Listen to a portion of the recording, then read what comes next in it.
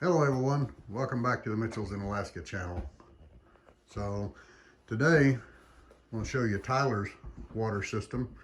We have his system completed and I'll show you it. So here's his water tank there, the big white tank, 105 gallons or 105, yep. 105 gallons. So it's sitting here in the kitchen. We got two pipes on top of it here. This one is where the water comes into it. This one here is the overflow hose, so we can fill it from outside. I'll go outside and show you that here in a minute. We have a lot of the same things on our systems that seem to work. So he's got the same water filter system that I do. It's got a 5 micron filter in this one. And this side over here is a charcoal filter. The charcoal filter removes color and taste. So you can add bleach to the water to make sure it stays clean and not taste it because of that. So he's got the wrench here to be able to take the filters loose and change the filters. He's got his water heater here.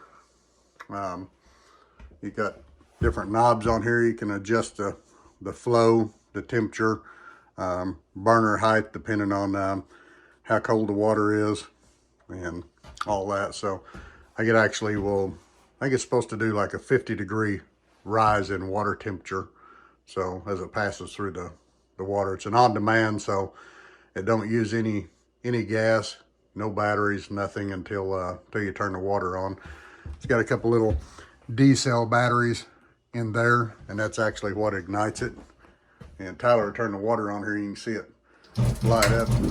So as you can see the burner come on, you can see the temperature of the water there. So it'll start heating up, and that number goes up. You can see it climbing. So that's the water temperature coming out of the faucet. So it's pretty neat.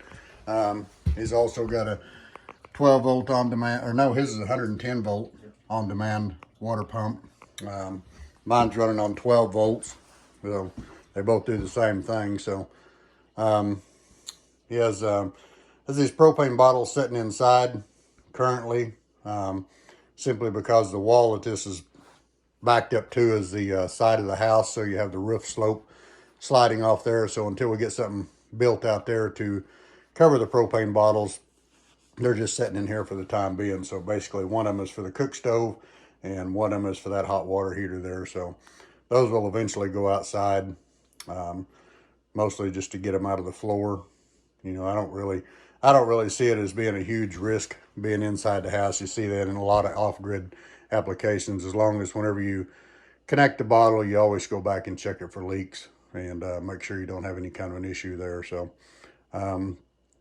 maybe not OSHA compliant, but hey, it works.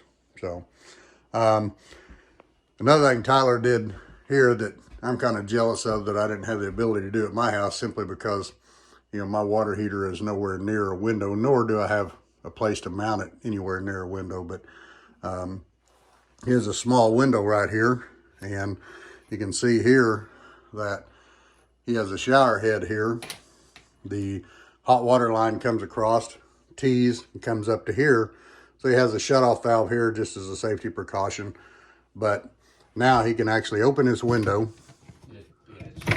and he can set the wand outside like that, and then it actually can attach it to the side of the house. We've got another mount like that on the side. Okay, so there's another mount like that outside right there on the side of the house. And so the shower will actually work out there. So again, we gotta build a little enclosure out there, but it's back here in the woods. As you can see, it's not like you can see any other houses anywhere around, so not a big deal to be out there taking a shower. That's pretty common. So that's a pretty neat setup. It actually works really well. It has a regular looking kitchen, regular faucet, all that. Water just goes straight to the faucet just like it does in your house.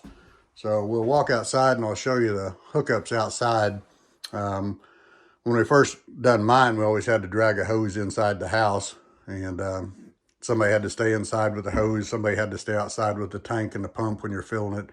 It's a real pain in the rear. So now we're set up to where we can fill them from outside, and you don't require anybody being inside the house to do it. So we'll go outside and show you what we did out there. Tyler's is pretty nice. It's got 3/4 inch PVC ran outside, so it actually fills really quickly. I didn't put as big a line on mine, so every time we do something, we kind of take a lesson learned kind of thing, and kind of apply that to the next task. So I seen my fill and overflow lines were really a little undersized, so Tyler just took that information and we made his bigger. So you can see the pipes coming across the house. Right up there is where they come out of the house right there, which is where that tank is that I was showing you. Coming around here, they got a big slope on them here to drain them. The lower pipe here is the overflow. So when the tank gets full, water starts shooting out here, and then you know the tank is full, so you can shut the valve off. So we'd back the truck up here with our big tank and pump, and connect the pump to here, open this valve up, and whenever water starts shooting out there, you just shut this valve off, unhook the pump, and you're done. We'll just put a cap over it to ensure that nothing gets in there, because you don't want any kind of dirt getting in there and then pushing it into your water tank. So we just make sure everything's drained out and then put the cap back on it, so that way the water system stays clear. So I'll go over here and show you the outside of where his shower is. It's nothing but the ultra modern piece of siding to stand on. Yep. Got the deal right there to set the shower head on, and you just strip down right here in the open and take care of business. So you can look around. Again, you can see that there's no houses anywhere near that can see this area. So might be a moose or something might see you, but squirrel, but that'd be about it. So, but anyway, we'll get something built up here on this here before long, and have a little bit better shower system here. Kind of a small enclosure here, and then that's going to work. That's going to work real good.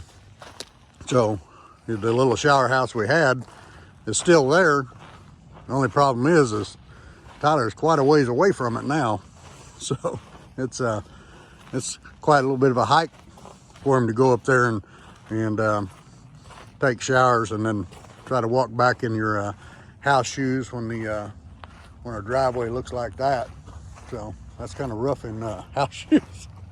So anyway, and then of course this time of year you have to carry a bucket of water out there, and that's another challenge, you know, when you're not right there close to it. So anyway, that's kind of where we're at. You can see my place in the background up there, and that's how far he would have to go to take a shower up there.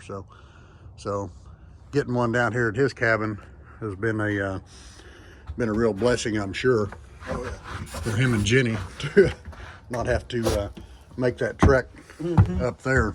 So we're working on putting up some outside lights today.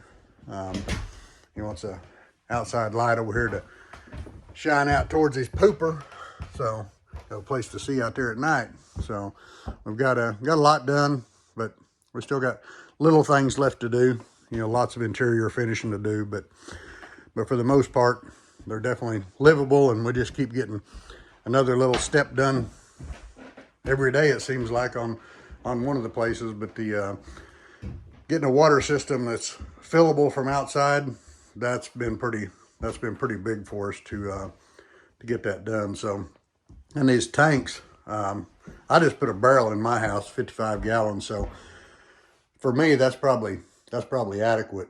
But you know, for two people, you know, you need more water. So a 105 gallon tank, you know, they're pretty pricey. How much was the tank? Like $400 and something? Almost pushing $500, yeah.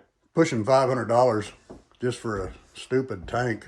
So that's pretty ridiculous. But I thought I'd throw some of the costs in because people ask about that. So, so you're looking, over $400 for the tank. The filter system there actually come from Amazon, and those are about $60. Water heater there you can buy for under $200 off Amazon, and that comes with a little shower head and everything. So pump, they're what, $70 or $80? $99 for that, for that pump on Amazon. So so you got that, and then the plumbing, Tyler run PEX pipe on his, which I wish I had done on mine, but I had never used it and didn't really know that my brother had the tools to crimp the fittings on it. So I went with a braided hose on mine, but the PEX is definitely a better choice, but definitely more expensive. So you got to buy all these little special little fittings like the T's and all that. So what did you wind up spending on plumbing, Tyler? All the plumbing outside and inside was about $2.5. So about $2.5 for pipe and fittings. So you can see, just to set a water system up inside a dry cabin, you can still spend a pretty significant amount of money to do it. So we've all been doing these things a piece at a time, and so it takes a little while to get it all done, but we're getting there. We're gaining on it every day. So anybody has any questions or comments, feel free to ask. We definitely enjoy reading all the comments. So like and subscribe if you would. Thanks for watching.